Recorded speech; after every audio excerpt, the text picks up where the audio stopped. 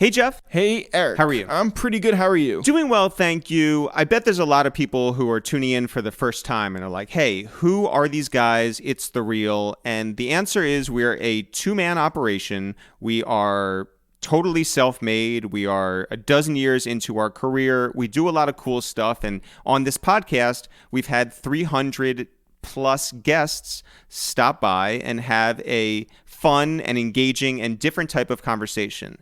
And just so you guys know out there, we don't take ourselves too seriously. We do like to think of this as a real profession, and we take that seriously. But at the end of the day, we're not like, oh my God, you know. The podcast is we have the be-all, end-all. We have to get this major guest to get this many listens. And no, it's just, do we put good product out there? Are we happy at the end of the day? And hopefully some people tune in and can get something out of this conversation.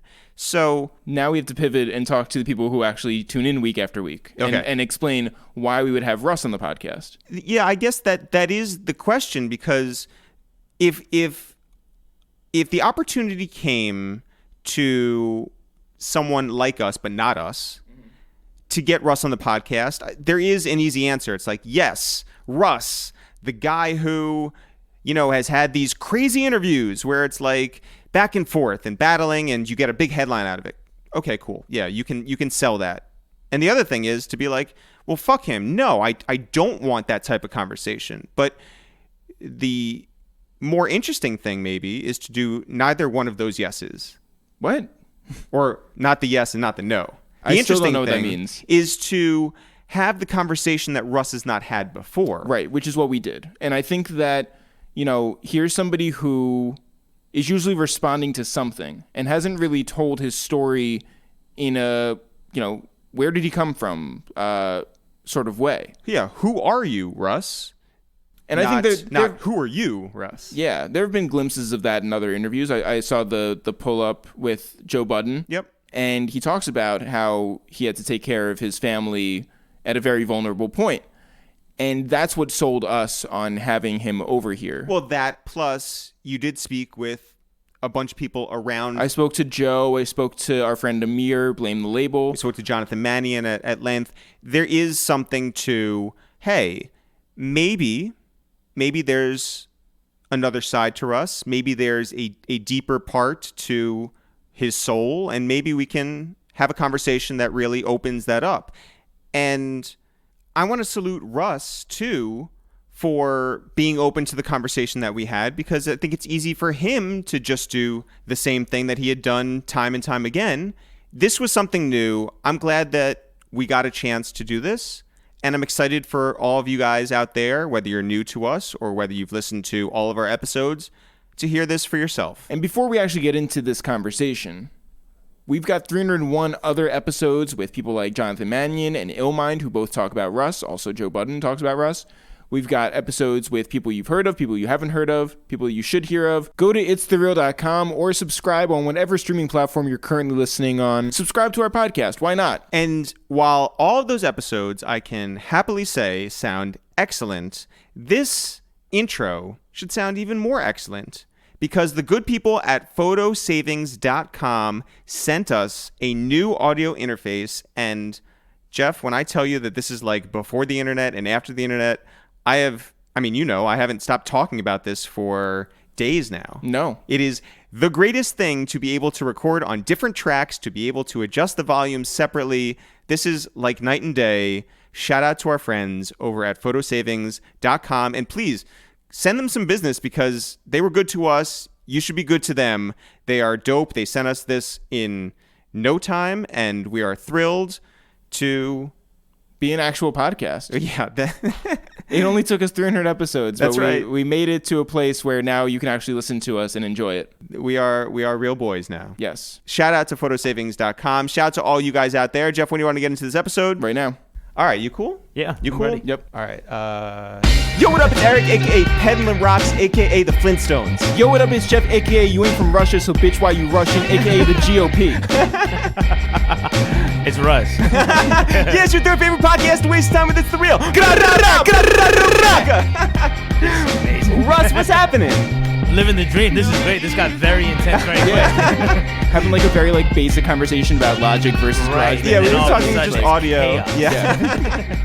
Well, first of all, congratulations on your new project. Thank you. As we were just mentioning, we've had a bunch of your friends, collaborators, people you know up here recently. Yeah. Most recently, we had Jonathan Mannion, who's a longtime Yes. friend of ours, who told us that you hit him up and you were like, yo, I don't care what the label says. Yeah. I don't care like what obstacles we have. Yeah.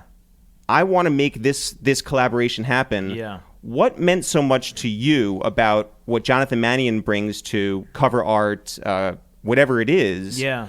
to get him on board to fly out to the Swiss Alps to work together? I mean, for starters, his work is amazing. So, like, regardless of who you are, if I don't think your work is great, then it doesn't matter. But his work is amazing. And then he's just iconic. Like, I just wanted to be part of a Jonathan Mannion thing. Like, I wanted to be part of that. I remember going to Swiss Beats House, and he's showing me, like, pictures that he has hung up that are Jonathan Mannion photos. And I'm like, man, like, the DMX one and all these Jay-Z covers. It's like, yo, I got to get, like, something. So I was like, yo, let's just fly to the Swiss Alps and be maniacs. Had you met him before? In the club, and we were both drunk. And, like, it was the most random thing because, like, I didn't know if he knew who I was, and it was just like a drunk running into each other in a club in Atlanta. Like, yeah, you know how it's like, oh, yeah, we should work. Oh. But I was dead serious. I was like, Yeah. nah, we really should. Yo, I don't know about you, but anytime we're out in a club or in a studio, by the way, too, and the music's blasting, I can never have a real like conversation At on the all. phone or in person. So Yeah. I just like break out the notes app and I'm like type something out and like hand it to the person, you know? Like that's how I do it. That's a good move. But you and John connected like that. Yeah. And what's the time difference between that first meeting and heading out to the Alps? 3 weeks. That's it? That's it. Yeah, something like that. Yeah, because that was in November, and we were in the Alps in December, so. Oh. Did you guys like travel together over there? Yeah. Did you guys talk on the plane? No, because Okay. they were they on the same flight? Yeah, they were on the same flight, but yeah, just different like seating. So then you get out there. Had you been to the Swiss Alps before? No, but I've been to Switzerland a bunch of times, but never Okay. the Alps. Yeah. And I was trying to find, like, we were going to go to the Dolomites, like in Italy, the mountains in Italy, but I was just trying to find mountains with snow. That's what I knew I wanted. You can find that here. Yeah, I could have. You We could could have literally just gone find that to anywhere. Colorado. Yeah, sure, yeah. Vermont. I was like, nah, we gotta just do the Swiss Alps just Well, because. How much of that is about like the story behind it and like posts leading up I'm to just it? also like nuts. Like I like doing no, I got things. that part. Yeah. Like if I'm gonna do something, I'm trying to go all the way. Like I'm just really OD like that. So I'm like, yeah, because at first we're like, oh, we could just go to like Jackson Hole, Wyoming, or like, you know, Canada. But I was like, yeah, but that's not nearly as cool of a sentence to be like, we went to the Swiss Alps. So is it exactly how you envisioned it? It was better. It was That's way better. That's what you want. Yeah, it was better, and it was just like I said, I just think it's amazing to have that memory. Yeah. Like, yeah, we flew to the Swiss Alps to do a photo shoot With Jonathan It felt so Mannion. much more than a photo shoot, though. Like that was the thing. Working with him, it was just so much more about like creating a vision and the whole thing. It was just amazing. Well, He's what fire. what were you looking to project or portray in that still image? You know what I wanted? Because a lot of my photo shoots are kind of not directed by me, but they're in a photo studio, you know? So you can only do so much in a photo studio. And I kind of told him, because I have so much respect for him and his work, like, yo, you tell me what you want to do. You send me inspiration, like setups of what you want to do. Like, and he sent me like, oh, I want you in a suit. I want you this. Like, here's a crazy ski mask I got you. Like, he like really orchestrated the whole thing. And I was super down to just follow his lead. So it was dope. That's awesome. Yeah. Okay, we like to go through a person's full journey. Let's go back to the very, very beginning. Okay. Where are you originally from? I was born in New Jersey, but I was raised in Atlanta. So what part of New Jersey do you live in? We moved when I was a baby. So Oh, I was got just it. So born, not like- even- Yeah, not even. Do you think New Jersey claims you? They have, which I love it. 'Cause, Yeah. I mean, my dad was born and raised in New Jersey, and my family's still all in New Jersey. So, like, I would come up here, you know, mad time. So, like, I do have connection to Jersey. Do you know? feel New Jersey? I think people tell me. Yeah, you sort of like exude New Jersey. Yeah. You're really a douchebag. No, so if people are like, "What exit, are you from?" You're like, "I don't know, no man." idea. Nah, but I think, from what I've been told, what New Jersey is, but like my dad, like I said, is born and raised, big Italian family, New Jersey. So And you guys Well, yeah. moved down to Atlanta. yeah, so we moved around a little bit. We bounced from like North Carolina, and then Kentucky, and then North Carolina again, and then Georgia, Atlanta when I was 12. What did your dad do? So at first he was working at a bank, and then that like the bank dissolved or something happened, and then he went to go work at this advertising agency, which is why we ended up moving to Atlanta. And then that didn't work out, so then he started his own thing, which didn't work out. But luckily the music, that was right when my music started to actually be making money. So then my music kind of like, the ship was sinking. I have an old song called Titanic because the ship was sinking, and then the music perfectly started making money at the right time and kind of saved it. So, but while that was happening, I mean, like, you know, you're a kid, right? How aware were you of your family's like any troubles? Not that, and I'll give a lot of credit to them. It was way more fucked up than they let on, you know? They did a really good job at hiding it, but then it got to too bad of a point where they had to ask, hey, so we need money. You know, like, we're not being able, like, we can't pay certain things. And that's when it got, like, real. Like, when your dad's asking you for gas money, it's like, Jesus, like, oh, so it's bad, you know? But while you're in those, you know, not before it gets to really bad, while you're in those years, it's like, no, this is just like how we live. Right. Yeah, you don't even know. No, you don't. You don't at all. And then, like, then the bomb gets dropped, and you're like, oh, shit, okay. Or do you come from a big family? No, so it's just me, my older brother, and my little sister. You're the middle child? Yes. Right on. How much older is your older brother? A year. Oh, right on. And then my sister's 5 years younger. So are you and your brother very close? Yeah. Right on. Yeah. He's my personal trainer and nutritionist, which you can't tell by my lack of discipline for my physique. But yeah, he is. So growing up, moving around a bit, was it tough to like move to a new school? It was really hard because I would make these friendships that, especially North Carolina. I was in North Carolina for a while. I was like 9 years type of shit. And that's a significant amount. Yeah, so that's like the I formative. had best friends, best friends. And I remember crying when we had to move. Yeah. And we moved to Kentucky for like a year, which was just a really bizarre, like when I look back at it, it's like, what the fuck were we doing in Kentucky? Like, it's really bizarre. Do you forget the fact that you had lived in, like, it's just such a blip that you're just like, what was that? Kentucky for me feels like 2 days. Wow. I have like 2 memories. I mean, honestly, 1 year is a short amount of time. Yeah, no, it really is. And like a whole bunch of weird shit happened in Kentucky that like I look back at, like my dad's kids from his previous marriage. Like one of them was living with us for like apparently 8 months. But if you asked me, I thought she came by to visit for 3 seconds. But she was like apparently living with us. But I was so young, I was in 2nd grade or 1st grade. But then we moved back to North Carolina, which was like a roller coaster because I got to go like back to my friends. Yeah. And then we had to move again. I was like, Jesus Christ, this is insane. So wait, are you still in touch with your father's other kids? Not really. No, it's a bit. That's a whole thing? Yeah, it's a whole thing. Gotcha. So then we moved to Atlanta, and I was like, man, this is insane. I remember moving to Atlanta when I was 12, and like for the first couple of weeks, you're still just like talking to your friends in North Carolina. You're not even trying to like acclimate. Right. But then after a while, you're like, nah, this isn't gonna work. Is your brother old enough, older than you? Yeah.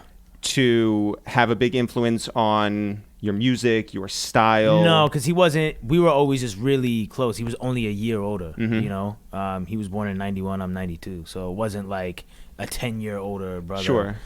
We were figuring things out together, kind of as we went. And he's also like much more introverted than I am, and keeps to himself. Like you would not think that I'm able to do. What were you into at that age then? Sports and hip hop and music, but like I was just playing guitar and that whole thing and just trying to make beats. I wasn't even thinking about rapping. Although it's weird, like I had a weird kind of journey to end up here because when I was like 9 or 7 or something like that, I was writing raps in a notebook because like G Unit and 50 Cent was huge. Yeah. And then I kind of went away from that and came back to when I was 14 when I started making beats, and then I started rapping for real at 19. So it was like all a little like fucking full circle situation. So 50 G Unit, yes. Everything is hidden. Yes. Is that in your like universe because of MTV? Yeah, I remember seeing the In the Club video when like 50 comes hanging down from which was so epic. And I remember watching the Cleaning Out My Closet video, and yeah, those were like, there was always music in my house because my parents would like put on, the Bee Gees and Luther Vandross and Mamas and Papas and like classic rock, ABBA, Kansas, and just like dance around. There was always music in the house. And for me, 50 and Eminem were surprisingly a natural segue because it was always really heavy melody. Yeah. So they were listening to it too, or just you? My dad is a huge Eminem fan. Wow. Like, huge. My mom is not. My mom like never really crossed over. Well, Eminem does have issues with his his mom. She would always be like, he sounds so angry. So so if you're getting all those influences, from musically from your parents and your environment and whatever's going on, right? What are you drawn to? If you said you left, the 50 and the M camp and all that, what would you get drawn into? Then it was like Kanye was the next thing, and it was probably Wayne before Kanye. Yeah, Lil Wayne, Kanye. I didn't even get onto like Jay-Z till 18 because it was too advanced. Like the content was too advanced for me. And also you were moving further south. Yeah. And so like you're probably getting drawn into like all of that. And I remember like in high school, so I graduated in 2010, right? So like high school was the time, those years of 06 to 2010 is when Wayne was going crazy. Oh my God. So being in high school when Lil Wayne was just dropping all these mixtapes and all these songs was nuts. Well, how did you get that music? Dat Piff. Oh man. Yeah. I mean, it makes sense. Oh, totally. Yeah. Dat Piff, and I'm sure we were stealing stuff. Yeah, well, yeah. I mean, you were stealing stuff on Dat Piff. Yeah. That's the whole thing. That is true. Yeah. That is so sad. So I apologize. So did you stay? Yeah, shouts to KP and everybody over at Dat Piff. Yeah. So Wiz Khalifa, Lil Wayne, what did you get from all these guys? At the time, it was just enjoyment.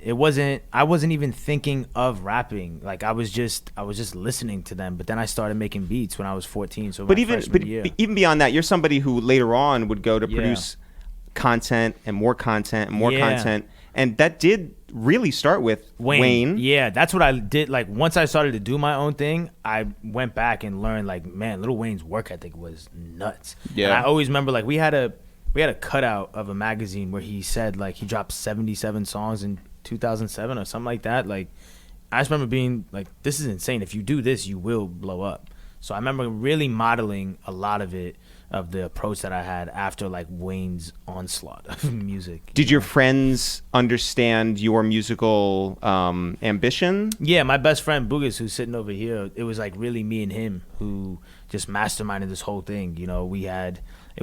The studio was in his mom's basement, and we had cutouts of every rapper in there in the magazines, and we were just going hard. Like cutouts meaning they were just like on the wall, or? Yeah, well, not like cutouts of them. I mean like taking a magazine, ripping out this picture and posting it on the wall, and posters and like of every rapper, artist we didn't even like necessarily listen to, just we wanted to be surrounded by the rap game, in our studio. So because who are you but a high school junior kid, yeah. So what exactly is in that studio?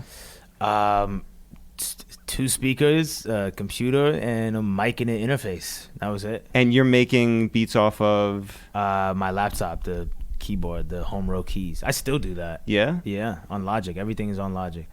Because that's what you're used to? That's what I'm used to. I started on GarageBand, so like the natural, even looking at this, I was like, it looks like Logic. Yeah. The natural next step was to move to Logic, and so I just stayed there. I think comfortability is just kind of what it's all about. There's no one program better or whatever. For sure. Yeah. Were there other kids who were doing production in your high school? No. Looking back now, there was one other kid who I was like really close with at the time who was using Fruity Loops. Yeah. And making beats. And that's also what really helped me start making beats, was that I had a friend who lived in my neighborhood who I was really close to, also making beats, also super musical. So we used to make these terrible beats and just think that they were amazing, and like go down to the neighborhood park and like parade them around like they were like Kanye West beats. And did you sit in your car and just turn the volume all the way up? Yeah, I thought they were the greatest beats. Like, who is this guy? I know, Like, this is the hardest shit ever. Y'all don't know anything. Well, who were you modeling your stuff after?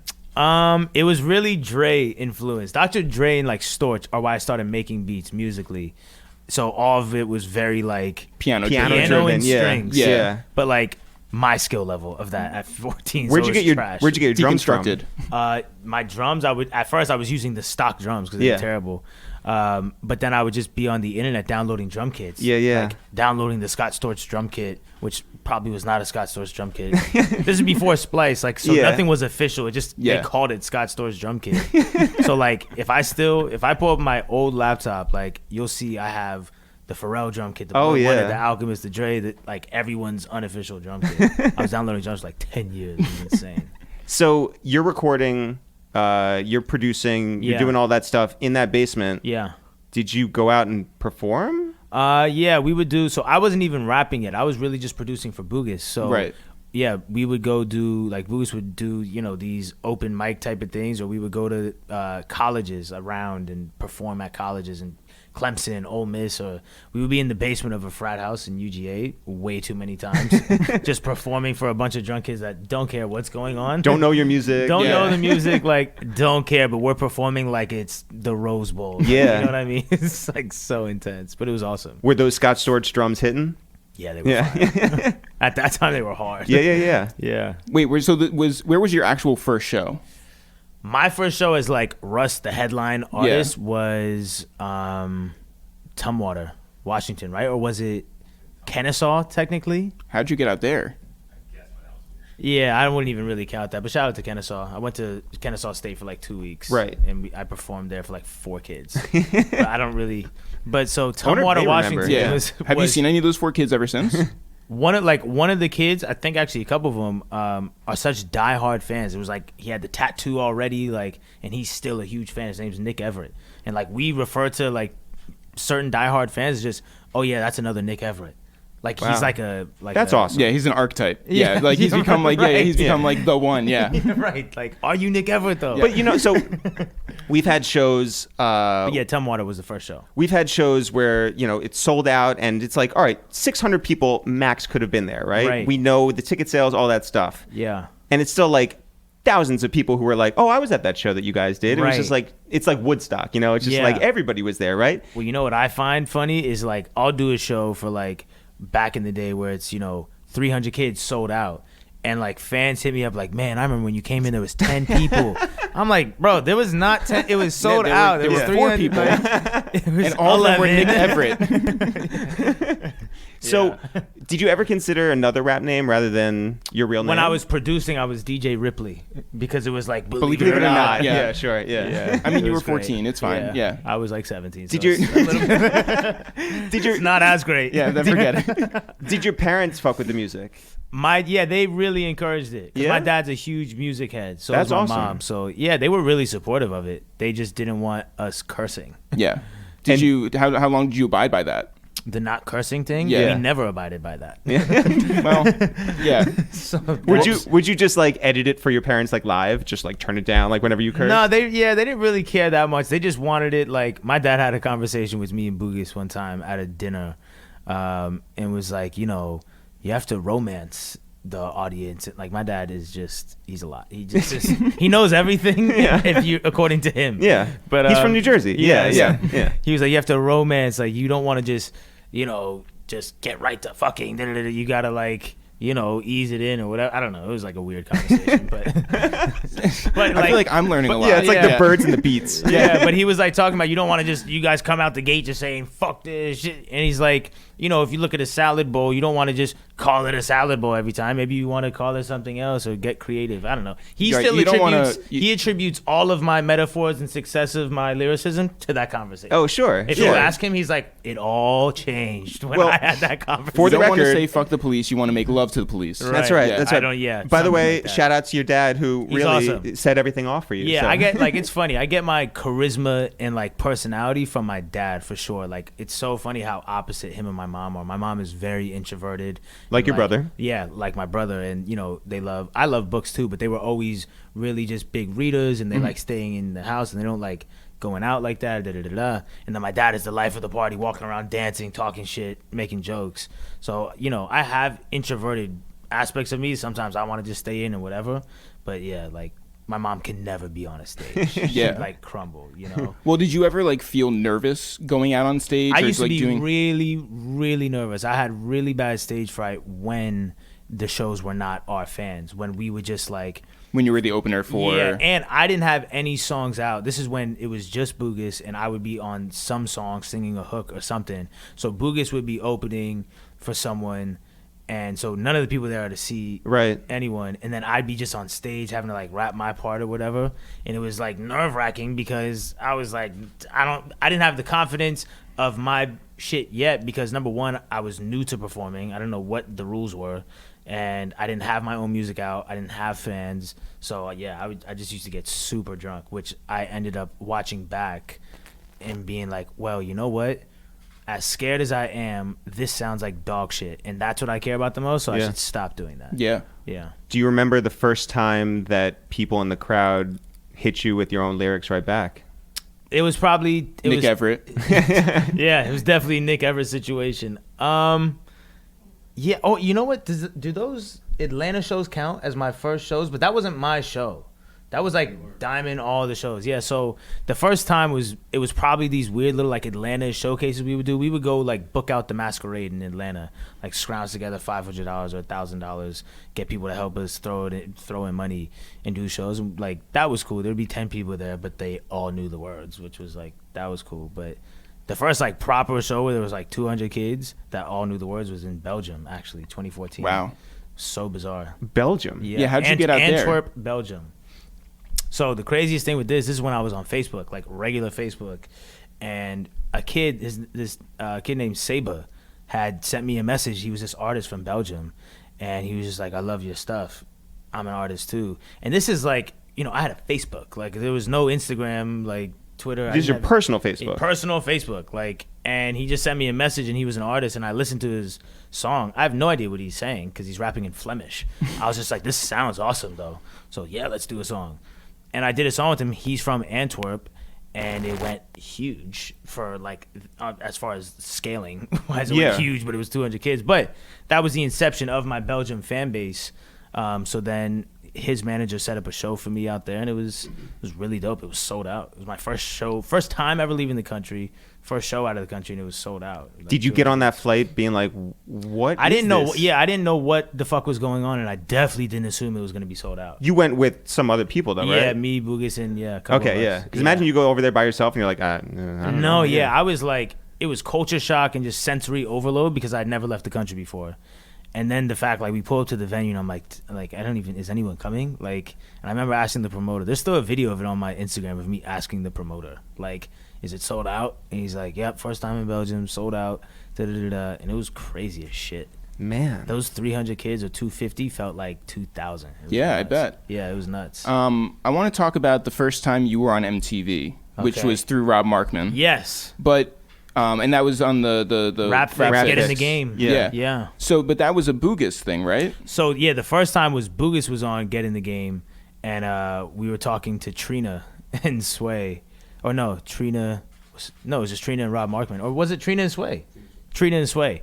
And then the second time was just Rob Markman and Juicy J, I believe. Wow. On my Rap Fix, yeah. So first of all, like, how does, like, I'm assuming that you reached out to every single blog. I'm assuming, like, you seem like that type of kid. Bugis harassed Rob Markman on Twitter about 2K. What, beating him in 2K. Really? That's literally how we got the connection. And this might be a better question for Bugis, but, like, what was Bugis saying to Rob Markman about 2K? What were you? You were just saying you could beat him and he's trash. Pretty much. Yeah. By the way, fact. Yeah. Just repeatedly, and then he was like, "Oh, I do music, whatever." And then Rob checked out the music and fucked with it, and that's how Bugis got on the Get in the Game segment.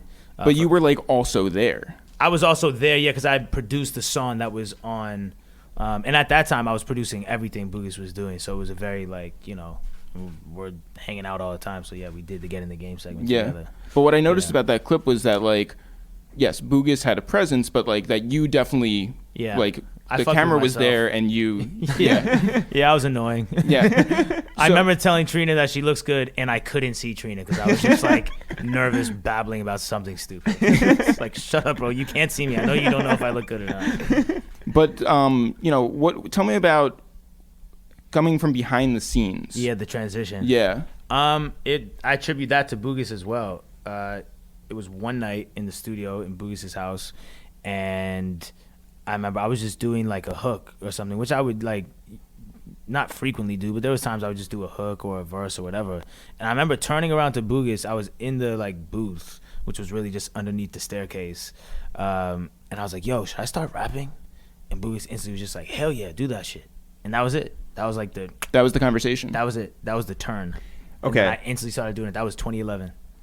at the end of high school. Yeah. And okay, we know that you went on to go to college for a couple weeks. Yeah, well, it's a semester and a half. But yeah, we all know that like timing it doesn't work with you. Yeah, exactly. So like, like Kentucky was 2 days, but it was actually 8 months. Yeah, Right? yeah. Who knows? So you were there for a short amount of time. Sure. What were you looking to get out of college when you graduated high school? I think I was just doing college because it was I was going through the motions. It was just what you do. Yeah. You know? Like, the first time I saw the school I went to was on move-in day. Like, I didn't give a shit. You just applied and Yeah. got Did you apply to in. anywhere else? Yeah, I applied to the school, Georgia State, which is in Atlanta, which I actually really wanted to go to. But I wanted to be, like, in the music program. And they said you can't audition if you don't know how to read music, which I didn't and I don't. So I was like, all right, well, fuck. And I probably, like, not that I should have still gone there, but one of my good friends at the time was going to Valdosta State. And I was just like, Where's that? Like South Georgia, like damn near Florida. And I was just like, whatever. Like, I can get in there because it was a way easier school to get into. So I was like, fuck it. So I got in there and we roomed together, and that was that. So you didn't have like necessarily like a game I didn't plan? No, I didn't. I was just, at that time, we had just put out Boogis's first like project, the Boogis demo, that I produced the whole thing on. And we were like, I was passing it around at school. I was just like focused on producing. Yeah. That's it. But also in that dorm room is when I started to fuck around with my own songs. I didn't have a mic. I would just use the mic on the laptop. Man. And just sit there and make the worst songs. Oh my God, bro. I have a playlist on my computer that's just like 10 dorm room songs that are the worst songs and worst recordings. How often do you go back and listen to them? I usually never, but I went back very recently. And I was like, you know what? Like, this is so bad, but you couldn't even tell me that back then. Like, I thought they were so great. And it's like, it's weird to have that confidence. But do you see the, like... I saw the potential. Like, Yeah. my vocal delivery was trash. My voice sounded stupid. But the melodies I was doing and the songwriting was there. Like, you could tell I knew how to write a song. Yeah. My execution was just terrible. Yeah. But, like, I definitely could write a song. I had an understanding of melodies and bring this one back for sure. Man, when I applied to film school Yeah. at Syracuse, right? Uh-huh. And when I got in, it was because of a 30-minute movie that I had made or whatever. Fire. Yeah, but like it's like you look back at it, it's just like, well, it wasn't that good, but you do see Right. the seeds. But I'm always impressed by the people who can see the little thing Yeah. and imagine what it can turn into. Yeah, that's like that delusional level of self-belief and confidence is really what propelled me forward. Because when I look, like, I always tell this to myself, and I put it in my book too, like, if that 17-year-old kid with those songs came up to the 27-year-old me now and was like, yo, what do you think? I would be like, in my head, I'd be like, there's no way this is gonna work. Like, you're so bad. Like, I don't see this working for you at all. But then I say that the 17-year-old me would have never even asked the 27-year-old because he thought he was the shit. So maybe the key is for that 17-year-old to just bug the fuck out of you about 2K on Twitter. No, you know what? The key is that the 17-year-old me was perfectly in the right headspace because I didn't need or want the 27-year-old me's opinion.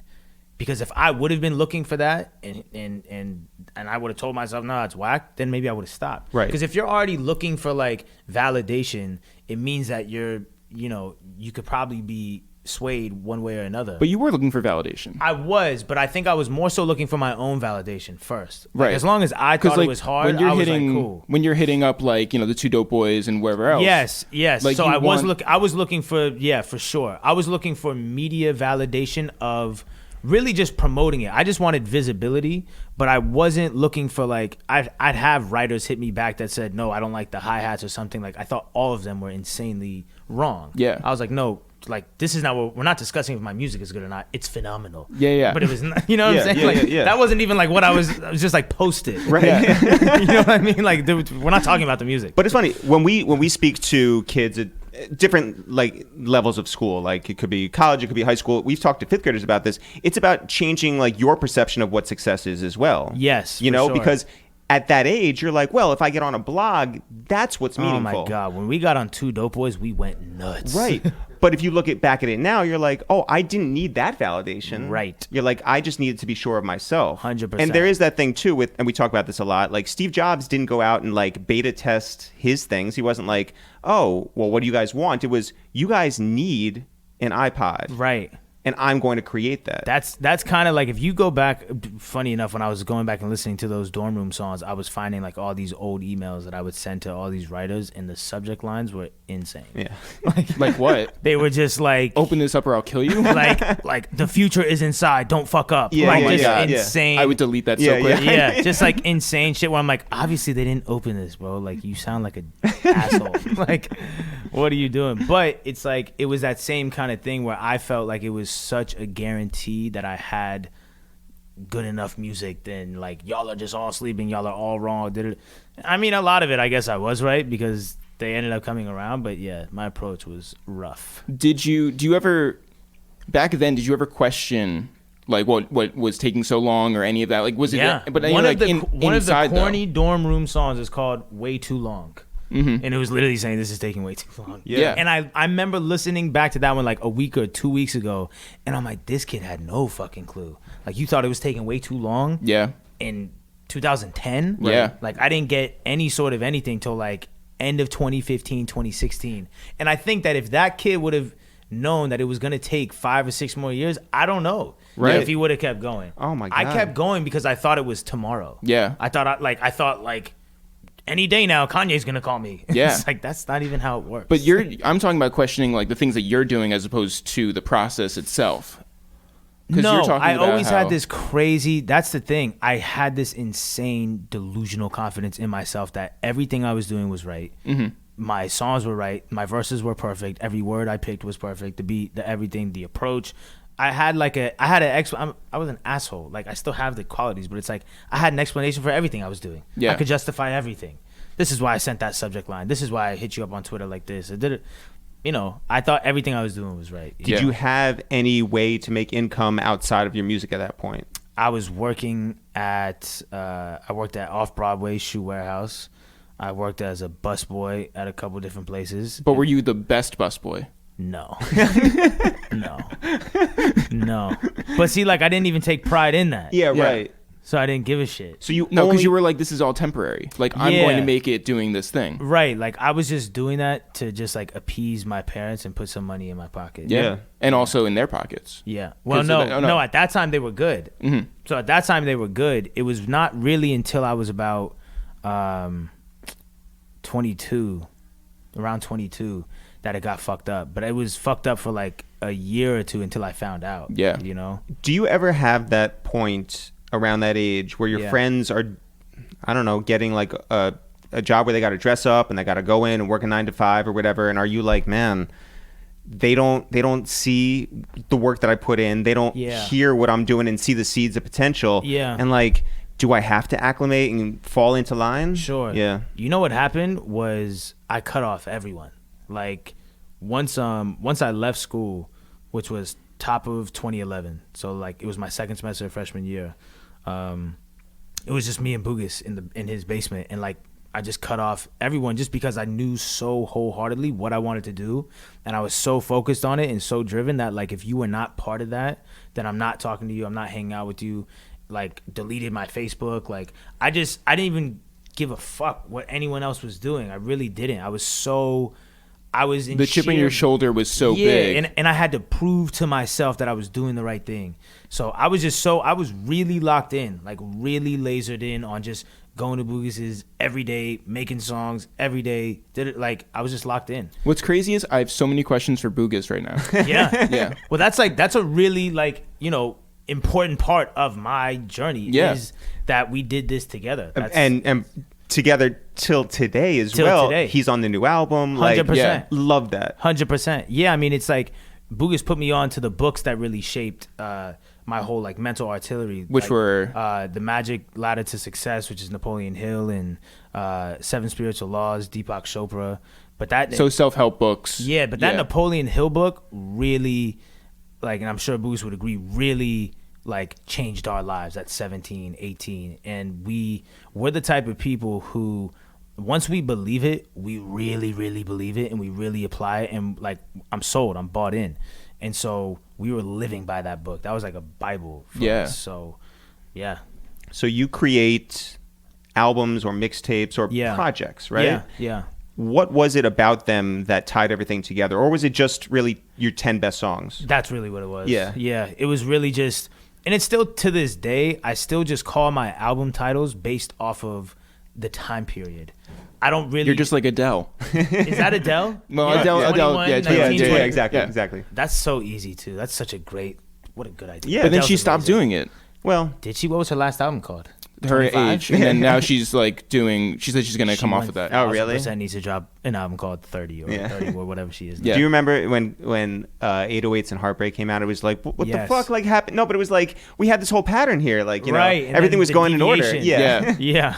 That was amazing though. Yeah. But yeah, I mean, even to this day, mine are always just time periods. I don't really do the like concept albums in the sense of like I'm trying to tell y'all a story. Like the story I'm trying to tell is really just I'm trying to just make real life music about my life and hope that it, you know, you're probably going through it too and hope that works. I'm sure at some point I'll stop talking about myself, but until then I'll be selfish. I mean, it's an interview. Yeah. No, I'm not Oh, talking you're about gonna me. yeah. No, while we're here, I'm definitely gonna talk about myself. Yeah. I was like, we can talk about Adele for another hour, but like, you know, I don't know. So down. Yeah.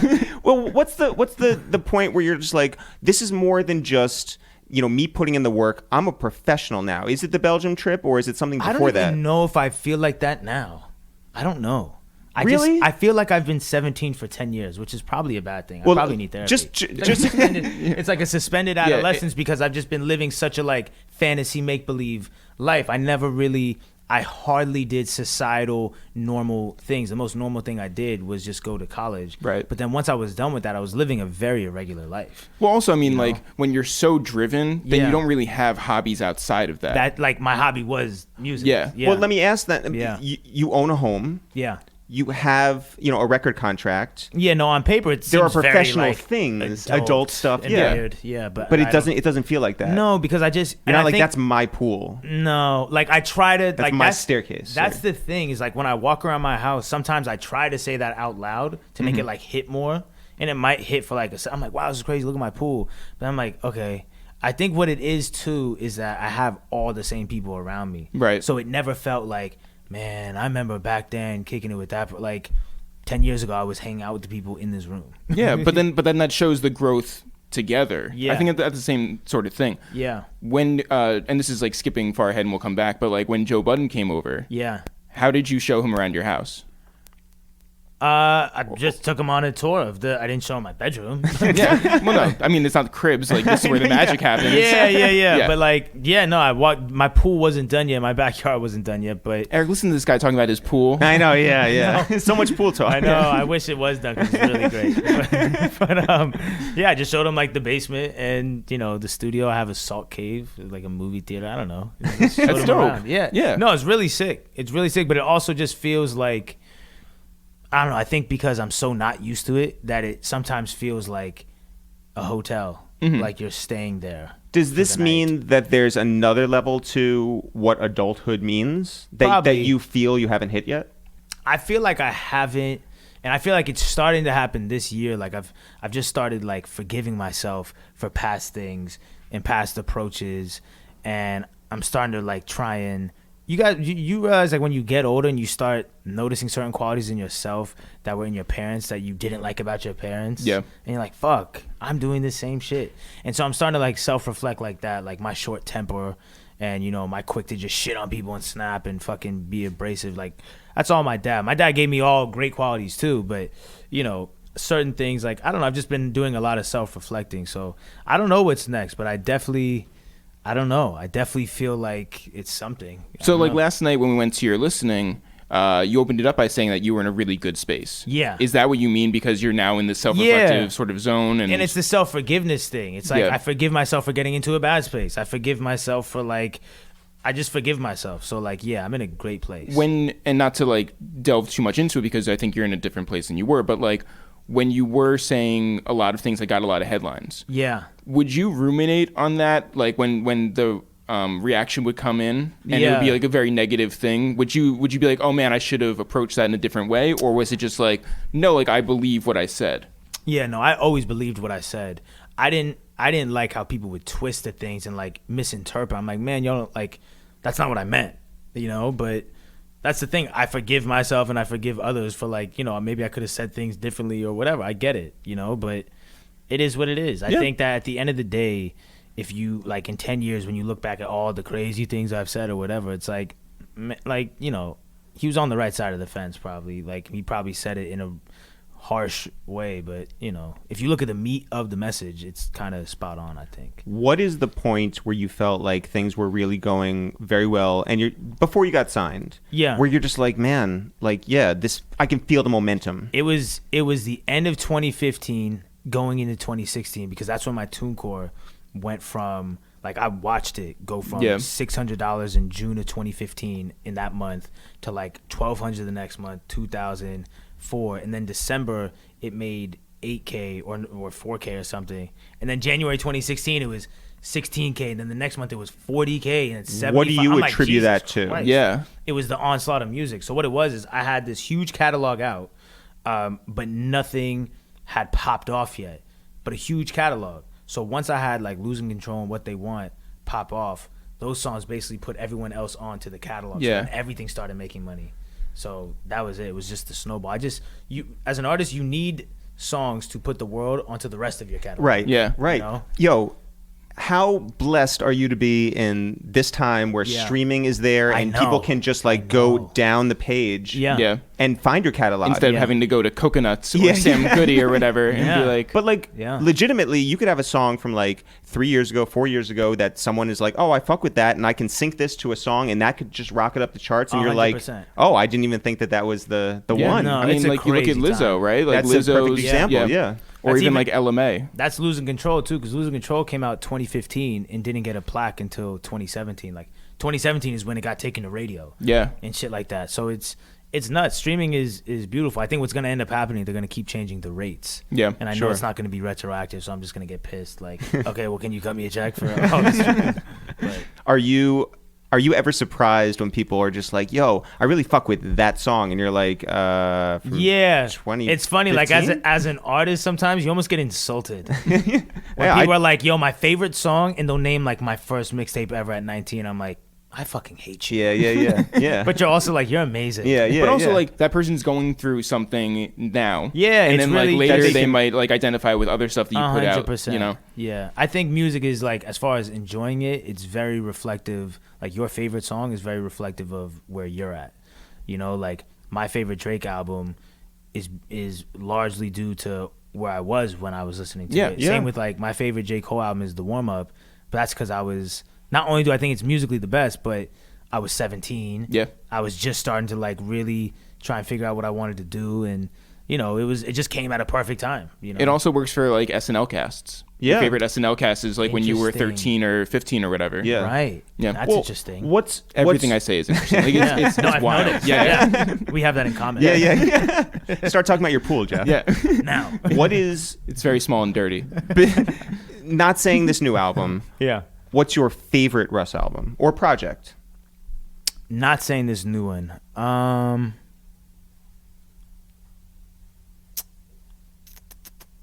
There's Really a Wolf. Why? Because it was just like all of the best songs on my computer on one album. It was a playlist. You know, it wasn't like there was no story. There was really no story or cohesiveness. It was just like put the hardest songs on your computer on the album. And that was cool. Like, I'm glad, like, I wanted to do that for the first album and prove that I could do everything myself and be successful and get a plaque and all the, you know, whatever.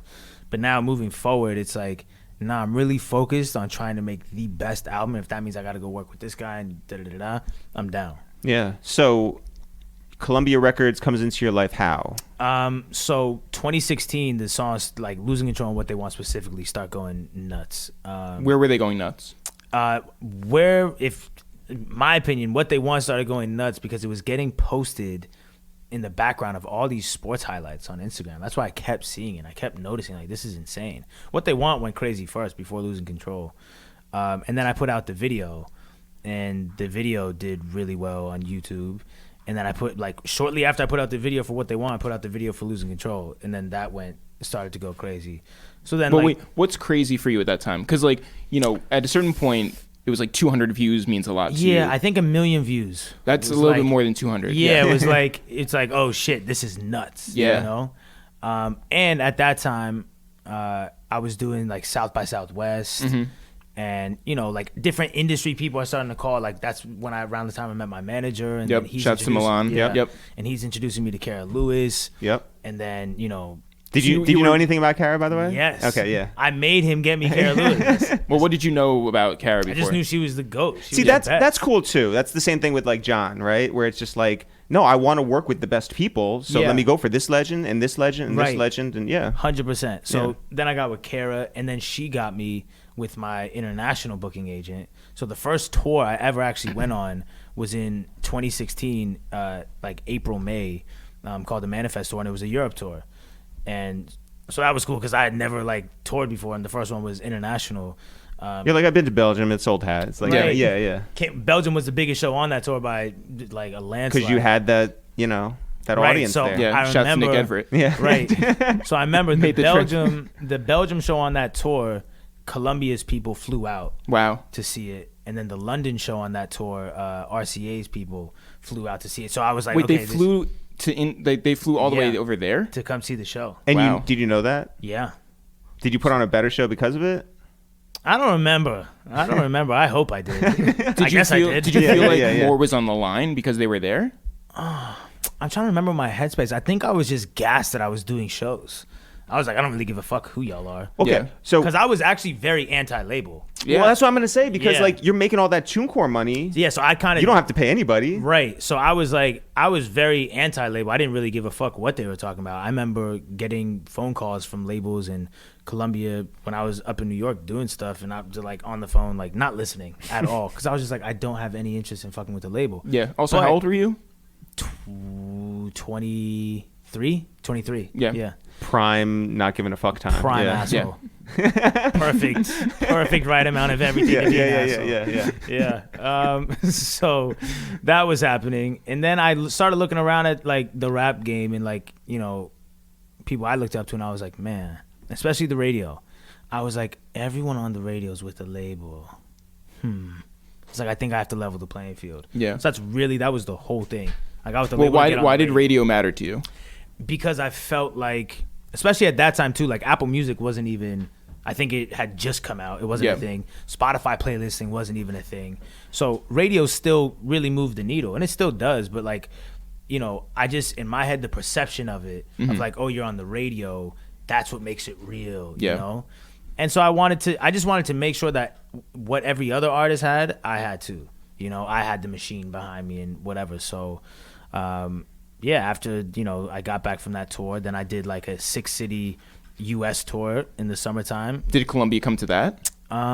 They were at the Billings, Montana show. Which Wow. was the very first show. So weird. I know, yeah. Yeah. They'll go, My they'll fan go base to like, is very scattered. Yeah. yeah, no, And they're down to go in. No, No, but they they're all travel Columbia to- execs, and yeah. they all go to like weird cities. Yeah, it is bizarre when you think about it.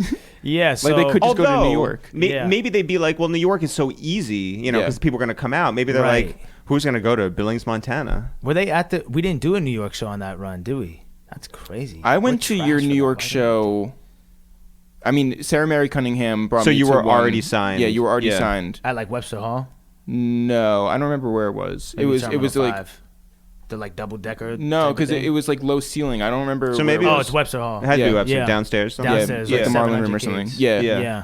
But I remember like I didn't know any of your music. Yeah. But I was just like, wow, like what a devoted fan base. Yeah, they're the best. Yeah. Yeah, I just feel like still it's one of those things that, especially now with the hate, it makes them want to be so much more like, well, fuck y'all for real. Then we really love them, But yeah, so like June or July of 2016, it's on my Instagram somewhere. But when I partnered with Columbia. Were you afraid of what a partnership with a big building would mean? That it would change anything that you built on your No, own? because was that it was- something that you like as soon as it happened you told people, or did you like keep it on the low for a little while? as soon as it happened, I posted the video that day. Oh yeah, you were definitely looking for that, that validation like, of just because like that was a real thing to me. That like Yeah. helped make it real. Yeah. Like, oh, you got a deal. Yeah. And I was proud of it. It was a fucking multi-million-dollar deal. Like, Yeah. I became a millionaire. Like, And not to mention, aside from the money, but like you are on the level of your heroes now. Yeah, and right. I'm so, one like, of you. We're in this Yeah. exclusive yeah, club. I'm in the label with Beyonce's here and Adele and Yeah. Bob Dylan and Pharrell. So it was sick. Did that change you at all? No, it didn't change the music. It didn't really. No, I mean like you. Like did that like Probably. getting that thing that you wanted, Yeah. and like you've now reached this thing. Yeah. I think. I mean, it must have. It had to. I'm just trying to think now. How did it? Were you afraid of like, you know, putting that first project out? No, I was really excited. I was really excited because I felt like, okay, finally now it's time to like really do the real thing, which is the album. The whole me putting out a song every week was a means to an end. It was like, I'm doing this so that I can put out an album. Yeah, so I don't have to do this anymore. Right. So I was like, I was excited to get to that point.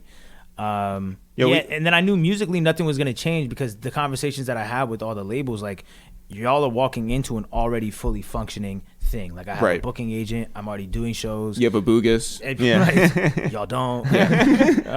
And a huge element also, like in fucking April of 2016 or March, Kylie Jenner was posting. Yeah, she had your song in the background. Yeah, like Losing Control, and she posted Pull the Trigger. And who was the friend or person who was just like, yo, at that time, tune in? At that time, I didn't know. I was as shocked as everyone else was. I was like, no, I'm saying who told you? Who was like, who hit you? Me? Yeah. Like, yo, check Kylie shit.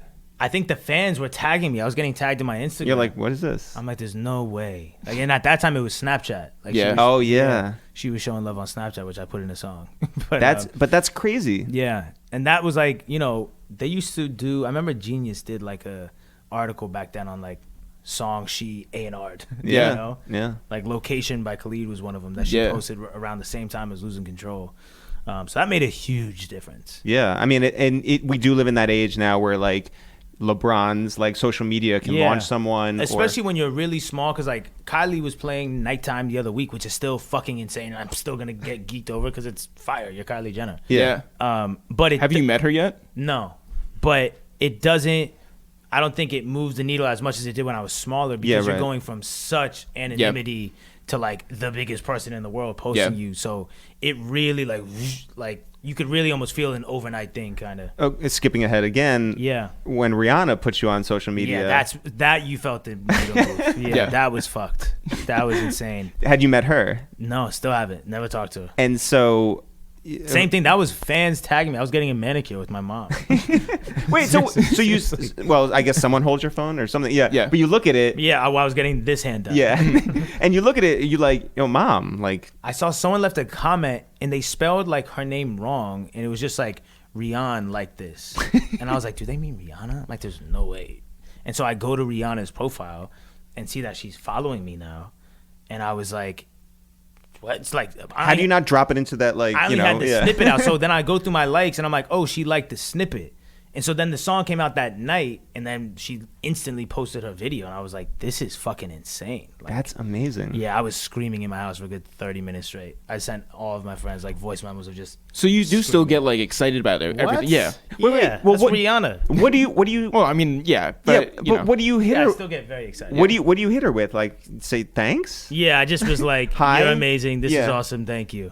Did she respond? No. Oh, well, that's fine. That's fine. Yeah, that's fine. Great. She doesn't have to. She's Rihanna. Yeah. So, okay. But she doesn't do that if Bia is not on the song. That's why it's like I'm super grateful for Bia. And I didn't even know that Bia had like a connection with her, like whatever. Yeah. I just thought Bia was dope, and we had made that song like 9 months prior. So that's why it's just important to like, you know, it's funny how I do a whole album with no features and whatever. And then the one that goes fucking nuts is the one with the feature. Well, but it makes sense. Collaborating yields the best shit. It is pretty amazing. I know you got a lot of shit for being like, yo, I record, I write, I produce, I do all this stuff. But if you do take a step back and you're talking about this like 10 years later type of thing, it's like, yeah, that is pretty significant. It is. Yeah, it is impressive. It is. It's just that I was saying it earlier today too, and I understand that it's just going to take time, you know? Like, you have to be dope for a long time. Yeah. Like, cool, you did it once, bro. Get over it. You know, we don't believe you. It's always like that. If someone has a good rookie season, you have to see them be good in their second year and third year and fourth year before you're like, all right, maybe you're actually, like, really good. Right. You sound like a totally different person than I thought you would be. Yeah, good. Did somebody, like, put you in your place in, like, a weird, in, like, a different way? Like, I think I put myself in my place. Yeah. I started, like, watching old interviews, and I was like... I'm just like, I need to fucking relax. You know what I'm saying? Like, it was so much of like trying to prove which like that's part of the forgiveness thing. Like I forgive myself for going so hard trying to prove and like overcompensate. Like, no, I am good enough and I'm selling 2,000 tickets. What the fuck are y'all doing? And did it like I get it because my spot wasn't solidified in my head. Like I wasn't super secure with where I was at in the game, in the realm of the thing, because you just got on. Like you just blew up. You don't know if you're gonna really be here. Of course, I had all the confidence in the world, but deep down, it was clearly still like, but do you believe you're gonna be here? Because why are you acting like this? Right. Yeah, I mean, if you forgive myself if for you that. do condense your story and you say like, all right, well, they doubted and they doubted and they doubted, and it's just like I didn't do this in time and I felt this pressure to get something done. It's like, yeah, you would react in a certain way. Yeah, and I was just, and you know, a lot of it too came from like I thought what I was doing was really impressive, and I thought that it wasn't getting talked about enough. Right. So then, what do you do to combat that? I'll talk about it all the time. Yeah. You know what Which I I mean? think is something that we do a lot. Oh my but God, like, you know, we're self-made. We're 12 years into a career where we've done everything ourselves. It's amazing. We've had certain people, you know, managers or agents or whatever, but they didn't do shit for Right. us, so it fell on our shoulders. And Sure. it's like, you do Big up yourself. amazing things. Okay, so I asked this yesterday on Twitter. I was just like, yo, put a poll out or whatever. I was like, how do we, you know, in 2020 promote the stuff that we do? Is it to be humble or is it to be loud? Yeah, I think loud is always great. yeah, I'm more of like I like to like hope that other people will like just recognize it, but it's like nobody's gonna recognize it if you are that humble person. Right. That's so it's the just like, that's you know, the thing. If you wait around for Yeah. like them to crown you, Right. you'll miss your moment. Yeah. No one will. So, and that's what it was for me. Like I was already so conditioned like that. Like I had done all these mixtapes and all these songs that no one gave a fuck about, and emailed all these bloggers and writers that no one gave a fuck about. It wasn't hitting me back. So I was already coming into this shit pissed off, like chip on my shoulder, like haha, fuck you, I told you. So it was a lot of like that energy, which is like cool. But now that I've like been here for a couple years, which is Yeah. not a long time, but third album's a real thing, and Yeah. I'm like, okay, I had a crazy conversation with John Mayer, which like anyone who's had the pleasure of talking to him, he's like Yoda. He's like the smartest person ever, and he texts so fast, and it'll be these like insanely huge genius paragraphs that I'm like, do you just have these like Yeah. in your Just copy and notes? paste. Yeah. Right? Because how are you writing such profound shit? Yeah. But he's just a genius. And I told him, like, I asked him, how do you like transition, like, to like, because I still felt, and I still do at times, but like I had a foot in the life before this and a foot in this life, not like, you know, actual reality, but mentally, like I didn't Yeah. feel fully here. And he was just, all he said was just, take your coat off. Take your jacket off. It was either jacket he or really coat. is like Yoda. Yeah. Like It was these like, but, like, when weird you- like Buddhist I koans. still use that. I've been using it all day, and like ever since then, it's just like that's what it took for me. It was okay. Take your coat off. Like You know what the best so thing would be? profound. If he didn't even mean it to be like a deep thing. he's like literally, it's hot. Yeah, it was like an autocorrect. Yeah. He like meant to send to somebody else. Right. Take your coat off. He's like, whoops. I guess Yeah. it worked for you. Run with it. Yeah. No, but it was really profound, and it helped a lot. And I used to have conversations with him when it was like when all the like negativity was happening, and I was like, how do you just not respond to it? Like people are assassinating my character, and he just was like, you know, I think you need to move the goalposts on what you think is assassination of your character. Just like all these really profound things. Yeah. He's It would have been just- amazing if he was also that time, take off your coat, and you're just like, man, Yeah. this guy's got something for everything. I know. It's the one thing, yeah. He's the best. But He's the best. but the truth of the matter is, you did start to collaborate with other people, and Yeah. was that to get out of your comfort zone? Was it No, to like I answer always the had people who were? No, I always wanted to, but people don't like fans and people on the outside looking in. They just assume that like once you get a certain number of followers, just like call Drake, Right, get him on the right. song. Yeah. It's like I don't DM know Rihanna, anyone. right, yeah. Like even on my first album, I knew nobody. Like nobody knew me. Like I didn't know how to get a hold of Boy Wonder. I didn't know how to get a hold of Scott Storch or even BIA or like anyone. Yeah. Literally anyone. So that's why the album didn't have any features. Yeah. So once you do link up with Yeah. them, what is that experience sitting in a studio with Scott Storch like? Insane. Yeah. Really on the way there, I was super nervous because I wanted to like, I was worried. At first I was worried that I was like, man, I hope he plays something that inspires me. Cause what if like, it's like the reason why I started making beats. What if I'm sitting there and I'm like, man, I'm not feeling anything. And then I was like, I hope I can come up with something that's dope. Like, this is like everything right now to me. Sure. You don't want to like. There's times creatively where you're just it you're just not doesn't feeling work. it. Yeah. It just Mhm. doesn't work. And so I was like, fuck, I'm just praying it's not one of those days. But every time I've been with him, we've always made something insane. So we're very good friends with the Locks, and they recently worked with Scott as well. Yeah. And they said that it was so much conversation ahead of time. Yeah. That was the most important construction to whatever they would do, later on that afternoon. Oh, there was no conversation with me and Scott at first. It's just him sitting at the keyboard? Well, like we walk in, he comes over, says, "What's up?" Super nice, super, just everything great. But like we didn't have some crazy huge conversation. Right. He was just like, he's always like, what do you want to make? And a song. I remember the first thing I told him was, the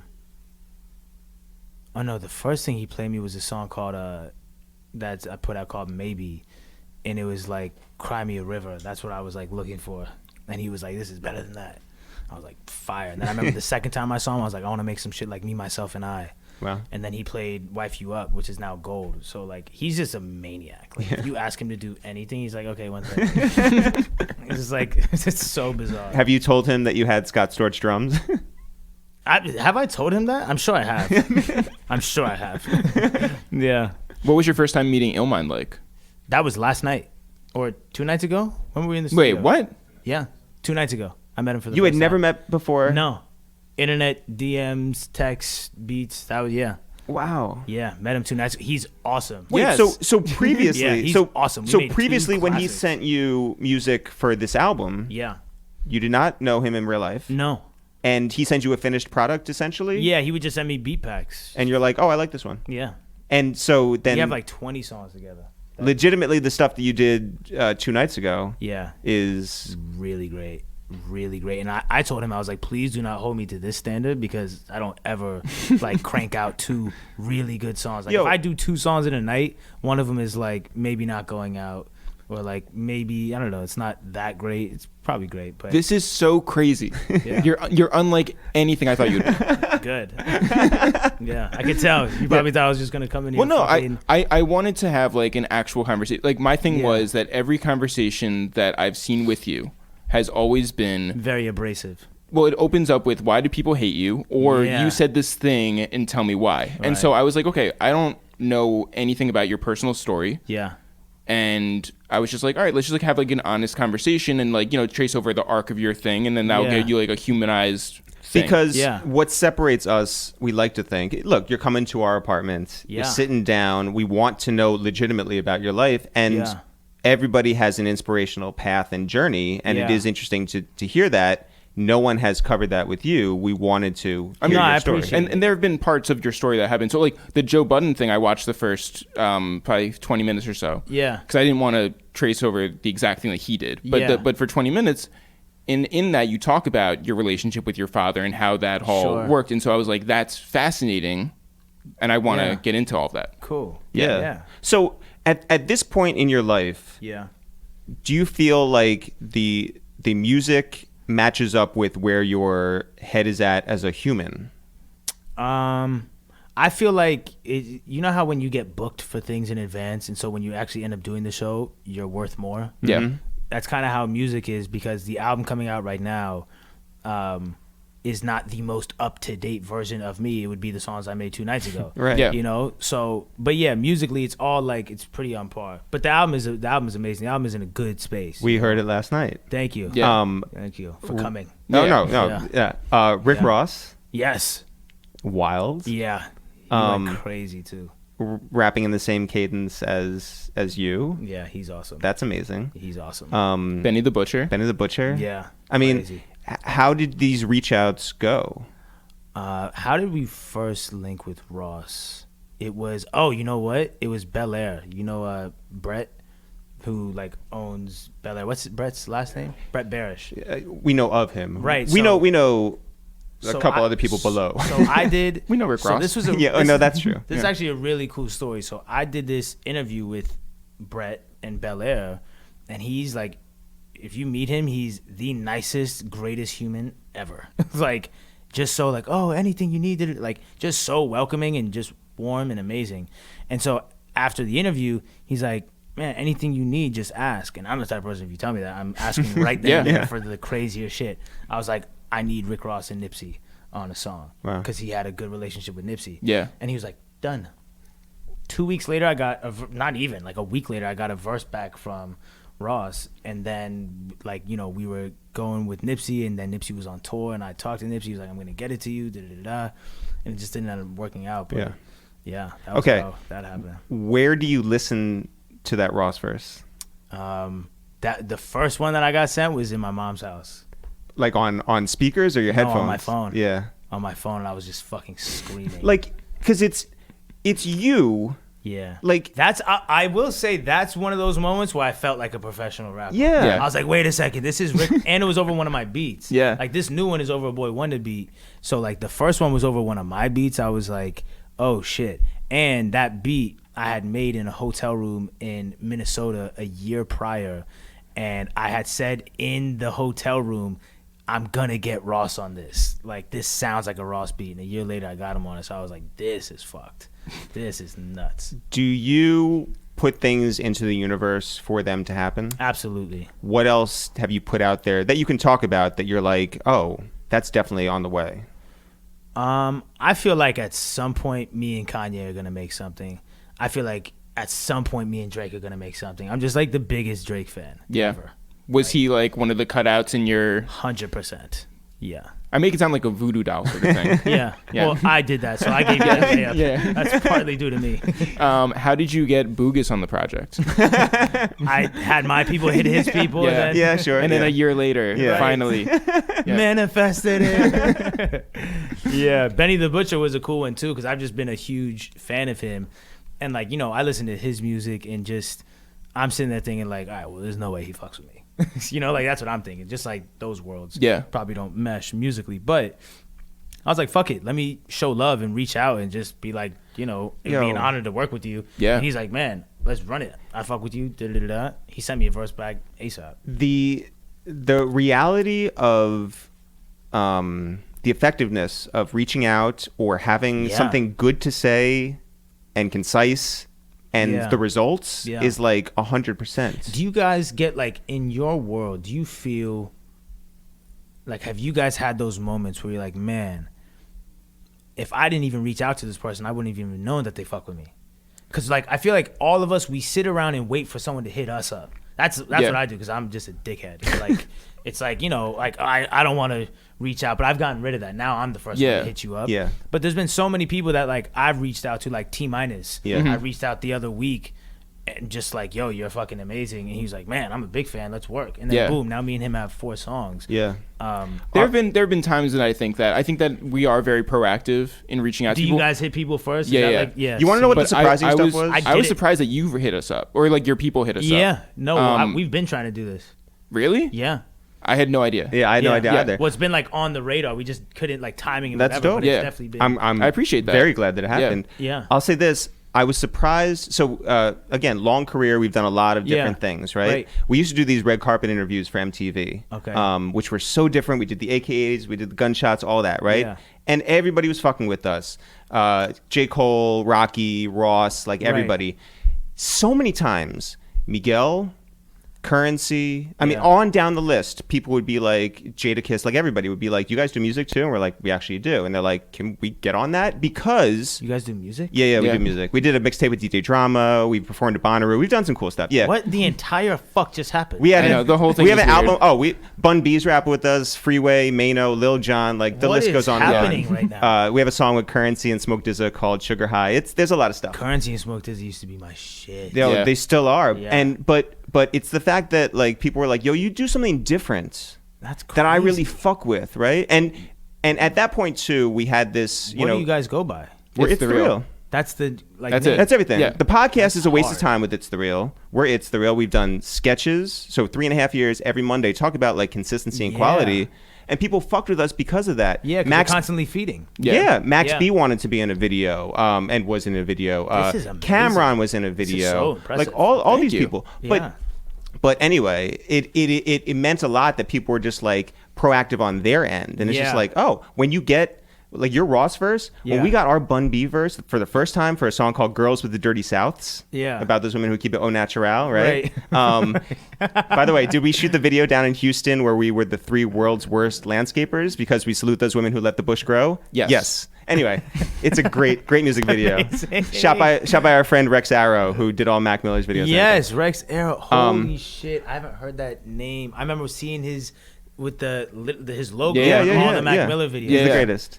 But Wow, but for Jesus but for Christ. people to respect you and bless you at something, Yeah. that you sit there and you listen to it, you're just like, but I'm me. Right. Like we're us. Like Right. we grew up 30 minutes north of New York City. Like Why never us? even we listened to Hot 97. Like we grew up with like Big Pimpin', and now Right. we're on a song with Bun, Right. and you can never take that away from us. 100%. That's the greatest feeling ever. 100%. And that's definitely a Ross moment for sure. And even when the Nipsey thing was so sad. Yeah. Yeah, because like we were really gonna do that, and it was on a song called "Last Forever," which is just like wild, given all the things. But Yeah, Yeah. I remember when Snoop, that like another But moment. that one of just, actually like, happened. holy Yeah. fuck, Yeah. That was so random because he had posted something on his Instagram where like my song was in the background, but you couldn't tell if he like consciously did that or if he was like putting up a video of him and whatever the fuck music was in the background was whatever was in the background. Yeah. Yeah. But then shortly after that, like a couple hours later, I just get a DM like, "I love your music. Call me," from Snoop Dogg. I'm like, Did you call him? yeah. Yeah. But I'm like, how? Like, what? And like, I remember the first time I called him, also at my mom's house.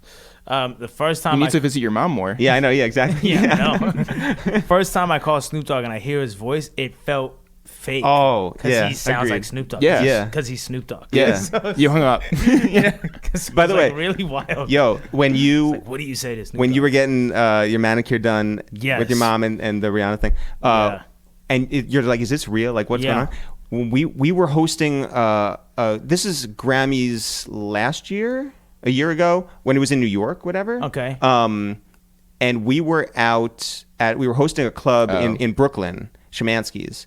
And we're on the couches, whatever, we're doing whatever hosts have to do, right? Right. And someone hit us and was like, yo, the Roots played your shit on Jimmy Fallon. And we're just like, No. what? No. Like why? Like there's zero reason for that them to to happen. do yeah. And you're like breaking out like headphones in the club, like pressing, trying to like, are they really playing our shit? And then they did. And we were like, we got to leave. And so we jumped off the couches. We said Right. sorry to like the people who were running it. Literally exactly what I did. I Ran- ran out of the nail salon. And Yeah. we ran to the Roots were having their Roots, like, because they took over Gramercy for like a week or whatever and Yeah. had their jam during Grammy week. Yeah. And we ran in there to go be able to say to like Questlove, like, thank you. He was like, oh, well, thanks for writing a song called Waco. And we're like, wonderful. Because there was a TV show called Waco, and they played it for for that- Waco, for the entrance walk on music. music. Yeah. Which is wild. Insane. Yeah. But it's those moments where it's just like, It makes it feel super real. Yeah. or really Or not really real. not real. Yeah, all at the same time. Yeah, it's wild. Yeah, no, so yeah, so for you sure. you've toured the world. Mm-hmm. As someone was saying to us last night at your thing,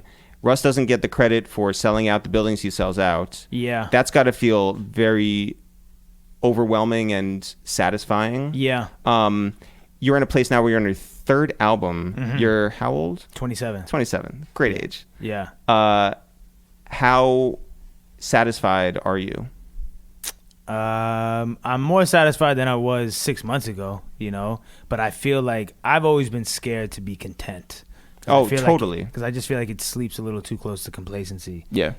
Well, is it important to you now for validation to get an award, to get a Grammy, to... I've always wanted a Grammy. That was just something that I looked up to as a kid, and that my ego has to get that.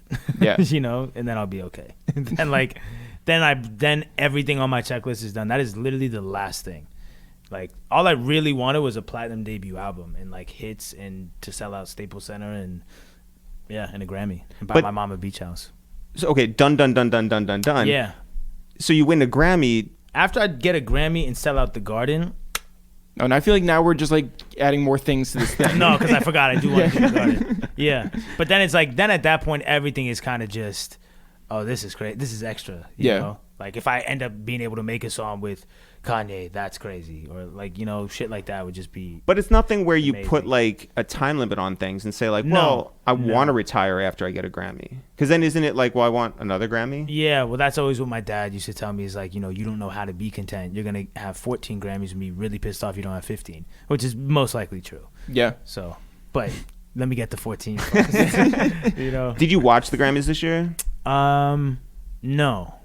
Okay. Well, you know, Tyler, the Creator, you know, Yes. won for Best Rap Album. Yeah. And it's interesting to look at his journey when you're saying, like, I look back at my interviews. I remember also on Rap Fix when all those guys, Odd Future, were in the... And I felt so bad for Rob. I felt so bad because, like, all they wanted to do was disrupt things, And they right? had Joey on... Remember Joey Badass was the totally. guest Yeah. Totally. on that. But, like... Yeah. You know, I'm sure that Tyler looks back at his stuff and he's like, "Oh, I'm grown. I'm a different person." Yeah. You know, And that was Rob's first I'm interview. saying, but like to see his career arc is not dissimilar to yours, where it's like, no, I was young at the time. Yeah. People now, grow up. Now I am a grown up. It is Believe hard. it or not, cool in the whole thing. Yeah, you are I an know. adult. Yeah. That's crazy. Yeah. No, but it's you know what it is. It's when you not grow up in front of the world, but like as we're saying, you are still growing up. Even if you're 23 in front of the world, and now I'm 27. That is still more growing up. But when you do it in front of the world, they try and like keep you prisoner to whatever you said. Yep. For you, like, nah, Right. you're not allowed to change your mind. It's like, what? Right. It's insane. What if I change my mind though? Yeah. You know. Yeah. You know, I was looking at fuck, I don't remember what I was gonna say. All right. Yeah, it's fine. And, you know, we had like such a good conversation, and then just like right now, it's just like, you wanna know what? Fuck it. Absolutely. It's okay to Sometimes fuck just up. Yeah, that it's time. okay. You do have this new album. Yeah. It comes out. Both by this time it has come out. Right. So congratulations on that. Thank you. What are you looking for this album to mean to your? I just want my fans to fuck with it. That's it. Like, and I think they will. I Yeah. started getting into this game of like competition, which is really easy to do, especially because I'm super competitive. Like, you know, I played basketball all my life in high school. You know, but I learned that like it's really just competing against myself. Like, as far as the numbers go, as long as this album does more streams than Zoo, then I won because I beat myself. Yeah. Everything else is what the fuck ever, Well- as far as numbers go. Okay. What if it doesn't? If it doesn't, then it's also kind of just like, but do y'all like it?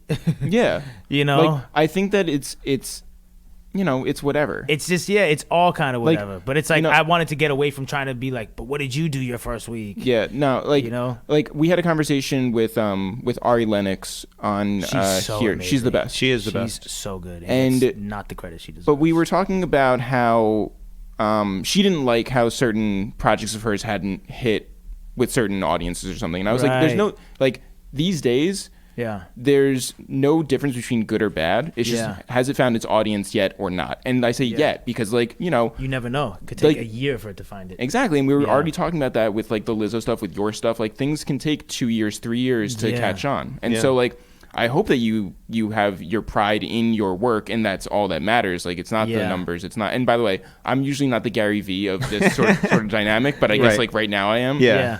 So But the numbers do matter to me because I've just always been a number person. I'm glad that they don't matter so much in the space of comparing it to someone else's numbers. Yeah. But like, I am competing against myself, but like at the end of the day, you're 100% right. Like, first and foremost, I'm proud of the music. You know, I think fuck everything else. This is like me at my best musically. That's my opinion. Like, Yeah. I feel like the growth not talent-wise, skill-wise. The growth skill-wise between my first album and second album is not that crazy. It's like I'm pretty much just about the same. This one is the one where I really creatively like went here But for me. if you look back, if you pull back Yeah. and you look at, because there's been lots of ups and downs, but if Yeah. you look back, you started down here Yeah.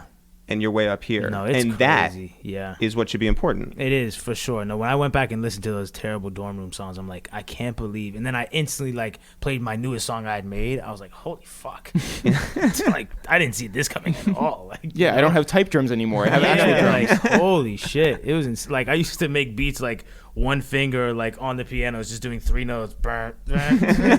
It's so bad. And I'm like, yo, this is so hard. Like, delusional. But I needed that delusion. Everyone needs that delusion. Yeah. 100,000%. It's hard though because not certain things are not for everyone. So it's hard to tell people be delusional because a lot of times it's like okay, stop being delusional because this is not for you. Right. But For sure. Well, listen, Russ, I'm thrilled that you came up here. Thank you for having me. It was an amazing. awesome experience. Yeah, it was great. Yeah. Congratulations on the new album. Congratulations on everything that's going on. And we really appreciate you taking off your coat. You know what I'm saying? Yes. Thank you. That was John Mayer. Yeah. Thanks, everyone, for listening to this new episode of A Waste Time with It's The Real. Jeff, people want to find out more about us. I'm Eric with the curly hair. You're Jeff with the glasses. Together, we are It's The Real. No apostrophe, no spaces. If people want to find out more about this podcast, it's called A Waste of Time with It's The Real. If people want to find out more about what's going on with us, Jeff, where can they You can always go to itsthereal.com, ItsTheReal.com. You can also find us on all streaming platforms, including Spotify, Google Play, Apple Podcasts, talking about CastBox, Acast, Overcast, all the casts. YouTube.com/ItsTheReal. Jeff, I also want to tell people real quick, we have another podcast that we do with Styles P and Chic Luch of The Also Locks. Jadakiss of The Locks. And Jadakiss shows up sometimes. We have a podcast called Two Jews and Two Black Dudes Review the Movies. It is also available wherever you listen or watch podcasts. And this week, just yesterday, Groundhog Day, we reviewed the movie Groundhog Day. So go check that out right now. This is the time of the podcast where we like to shout people out who are good and loyal listeners of ours. And I asked the internet today, I said, hey, good and loyal listeners, do us a favor. If you want to shout at the most random celebrity you can think of, the more left field, the better. And Jeff, did anybody respond? Joshy Gons, our guy in LA, our photographer, said Steve Carell, aka Michael Scott, aka Michael Scarn, formerly known as the donor of Scott's Tots. Shout out to Daniel David, our guy Abu Calves out there in London town, who shouted out the soccer player Ronaldo. Cash Money Josh said Andrew Schultz. Shout out to Alex, aka Cho Daddy, who just won a t-shirt from us for shouting out Adrian Wojnarowski from ESPN.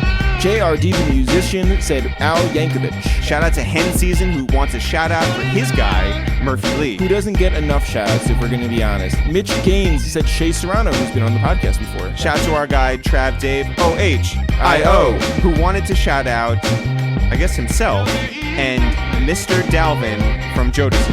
Shout out to the Don Kuji, who said Whoopi Goldberg. Shout out to Oh Heidi, who wants to shout out Tom Brady, who I guess is not going to leave the Pats. Who knows? Yeah, I wasn't really paying attention. D Streets 815 also said Al Yankovic. Shout out to your boy Nate B, who wants to shout out Barbara Streisand. That's a really good one. Leezy TMNY said Dave Coulier, formerly of, Fuller House now, but Full House before. Devin No One Cares wanted to shout out Jaquan. Luigi, aka Mario, said Carl Malone 32. Well, not only that, he also shouted out Backpack Kid, so big shouts. Man, I want to... Backpack Kid. We got to get Backpack Kid up here still. Smash Lames said, my name is JB, who is an Emmy Award winner. Smoking Aces wanted to shout out, and this is left field, Candace Owen. Well, fuck that. Road Almighty said Tony Robbins and Fran Drescher. Supreme Kadeem wants to shout out Josh Wolf and Hennessy Williams, hashtag fill the hole. Cash Mac Money 6 said a great rap bar could be flipped using @Sheryl Crow. _Yanye_ the doctor of streetwear wants to shout out Paul Pogba, the football player. Benjamin McKnucklepeck, AMW781 said Andrew Yang. The past pawn wants to shout out the wrestler, the Iron Sheik. Chanel Ali said @Helen Hunt, but also an honorable mention to Helen Hunt's forehead. Photo Queen 24, the big old Greek, wants to shout out Jim Carrey. Honor Roll Rose said, I would @Tink, but Sheik hasn't told me his IG yet, so let's just go with Cardo Got Wings, since, he's 4'11". Shout out to Two Jews and Two Black Dudes Review the Movies. Devious Minds wants to shout out the evil napkin, Nardwar, our friend. Don, a.k.a. Boots, said Jaleel White, Steve Urkel. Nick Cross, just for giggles, wants to shout out Deshaun Watson of the Houston Texans. Skeevy Wonder, which is a great name, by the way. Great name. said the real Gilbert Gottfried. Magic SP wants to shout out John Calipari. Who is up next, said Jim Carrey. Clever Lines wants to shout out Travis Barker. 100 Grand Royce, said Pauly Shore. Z Chillin wants to shout out Stephen King, the writer. Wait, none of these people even follow us. Who are these people? Oh, Los Def said Barbara Corcoran. Shout out to Sleeping Probably, who wants to shout out Quavo Guerrero Jr., Mexican warrior. T with Tammy said Charlie Wilson, who actually is in town right now. Maybe we should get him back on the podcast. Art by KJ wants to shout out Amanda Seal. Kensworth said Sharon Stone. Company Eli or Eli Company, one of the two, wants to shout out Hannibal Buress. Keep it G. Floyd said David Allen Greer. Again, doesn't follow us. Ash the Stampede, Max Julian wants to shout out Sir Michael Rocks of the Cool Kids. Cortez Classic said Snowden. Sight Sound Company wants to shout out Hillary Duff. Cat Gang 12, which is a great name. I don't get it, but it's a great name. Said Bill Burr. Also, can you shout out Sarah? It's far from over. Swyatt. Mr. Albert Wright, who also goes by Problematic Tony, says yeah.